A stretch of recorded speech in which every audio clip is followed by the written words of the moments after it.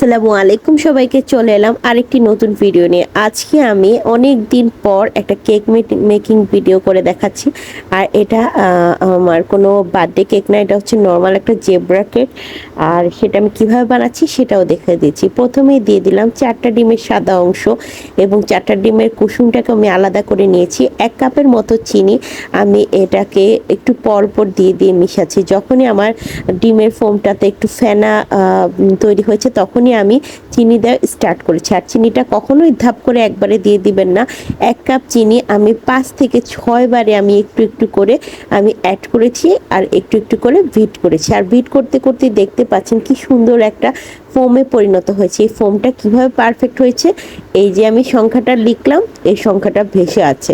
এটাই হচ্ছে ডিমের পারফেকশনের একটা প্রমাণ।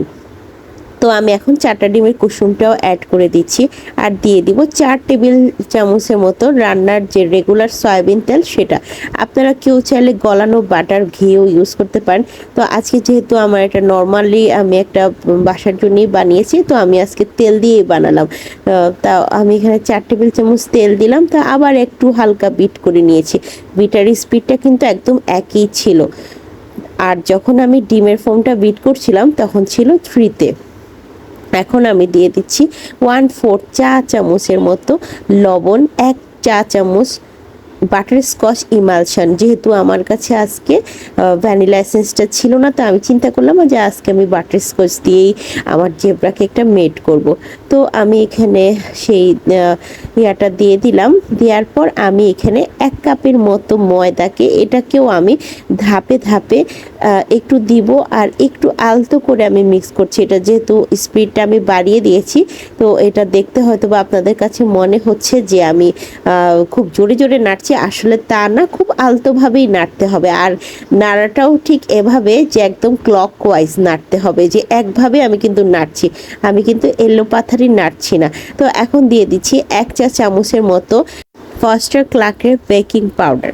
তো আপনারা চাইলে আহমেদ ফুড বা যে কোনো নর্মাল ব্র্যান্ডের বেকিং পাউডার ইউজ করতে পারেন, তো আমি আসলে এইটাই ইউজ করি। তো এখন আমি কি করব, আমার যে জেব্রা কেকের যে মেইন পার্টটা সেটাতেই আমি ফাইনাল ধাপে চলে এসেছি। তো এর জন্য কি করব, আমি হাফ ব্যাটারটা অন্য একটা পাত্রে তুলে রেখে এখানে 2 টেবিল চামচের মতো আমি কোকো পাউডার অ্যাড করে দিলাম। দেওয়ার পর এটাকেও একটু মিক্স করে নিচ্ছি। এখনই আমার হচ্ছে ফাইনাল যে ধাপটা সেটাই পূরণ হয়ে যাচ্ছে। এখন আমার 2টা ব্যাটারি একদম সুন্দর রেডি। আর আমার মোল্ডটাও আমি একটা তেল ব্রাশ করে নর্মাল যে পেপার ছিল সেটা দিয়ে নিয়েছি। এখন আমি দুটোতে 2 চামচ দিয়ে নিলাম, দিয়ে আমি জাস্ট এখন কি করব যে একটার পর একটা আমি ব্যাটারটা ঢেলে নিচ্ছি। প্রথমে আমি দিয়ে দিলাম বাটারস্কচের ব্যাটার, এরপর দিলাম আবার চকলেট ব্যাটার, এরপর আবার দিব বাটারস্কচ ব্যাটার এবং আবার দিব চকলেট ব্যাটার। এভাবে অনবরত আমি একদম পুরো ব্যাটারটা ঢেলে নিচ্ছি। এখন চিকন একটা কাঠির সাহায্যে আমি এটাকে, দেখতেই পাচ্ছেন, উপর থেকে নিচের দিকে জাস্ট টেনে দিচ্ছি। এটা কোনো কঠিন কিছু না, এটা আপনারা যে কেউ পারবেন। তো এটা আমি আমার ইচ্ছা মতো আমি একটু প্যাঁচ দিয়ে নিলাম, এটা কোনো রকেট সায়েন্স না। দেওয়ার পর আমি জাস্ট এটাকে আমি 10 মিনিটের জন্য একটা হাঁড়ি প্রি হিট করে রেখেছিলাম, সেটাতে বসিয়ে দিয়েছি। আর এটাই আমার সেই ফাইনাল কেকের লুকটা। ধন্যবাদ সবাইকে, আপনারা অবশ্যই ট্রাই করবেন। আসসালামু আলাইকুম।